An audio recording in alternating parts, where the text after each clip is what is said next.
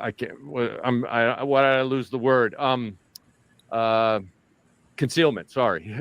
He has almost permanent concealment, and it's at least long enough to get rid of much of the evidence. So, because of the way these bodies were found, they don't know the actual cause of death, though they know the manner of death was homicide.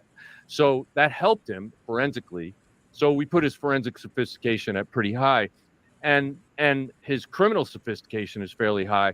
I think he's been committing crimes for a very long time, and he knows exactly how to avoid detection. For example, when we found out that after the Chevy Avalanche that he was driving was seen and reported to the cops, he transferred that car down to his brother in South Carolina. He didn't sell it. If he sold it, there would be a transaction record. What he did was he gave it to his brother, bought another one that's a slightly different color, so that people, if they saw him with it, they would say, oh, that's not the same color as the guy who saw it, so it must not be the same car. And they moved on. Well, it turns out because of some politics, and maybe because the head of that department was into some bad things himself at the time, that investigation didn't go anywhere at the time. But Jim, if I could just interrupt you. Yeah, I'm sorry for keeping on. Professor. No, it's fascinating. Professor Mike Geary calls what you just described consciousness of guilt. There you go. And that, or premeditation, if you will. Absolutely. Because he's planning every move, but he knows he's guilty, and he's doing things to prevent himself from getting caught, i.e. the burner phones. Right. But then he did also some stupid things too, for a smart guy. Well, what he didn't realize is that having the burner phone in the same vehicle with him as his real phone, just because he's using the burner phone doesn't mean that we can't track it down. Now, that's a lot of data to pull off a bunch of towers in such a metropolitan area. But to me, fascinating. Probably the best profiler we had on our show. Just brilliant. F.B.I. agent, I think, for 30 years. He's got another guy with a law degree. These guys just knock out law degrees like they're, like they're getting a pizza delivery. Wayne Randall's from the chat. Thank you so much for the $7.99 super sticker. Very much appreciated. That was fascinating, and I love Dr. Joni Johnson. She's fantastic. Dr. Gary Bricado, amazing. But I think Jim Clemente, as far as the profile, all those predictions he was talking about, he made in 2010.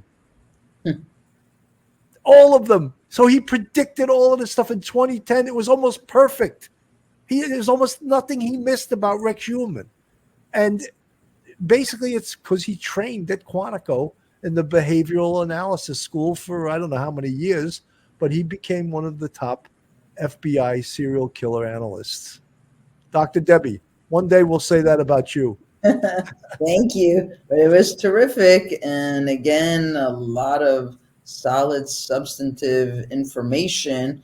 And what we like to say, the totality of the case and of the individual and the levels and layers to peel back. But I think all that Agent Clemente said would again just reinforce in my mind about this case and this individual that it is absolutely first-degree murder times however many victims we will ultimately end up having, and every step of the way it involved planning, premeditation, it was willful, it was with malice, and once in a while, Sergeant Bill, I'll be asked the question, well, Dr. Debbie, could somebody like a Rex Heuermann be legally insane? And I say no. Because just the reminder, for an individual to be insane, it would mean he or she does not know what they're doing, and they do not know that what they're doing is wrong. And I think we remove all of that from this case. He knew exactly what he was doing. He knew it was wrong. He went to great lengths. I like what the agent said about concealment, everything along the way he tried to conceal. And it just, again, solidifies that it's first-degree murder. Absolutely.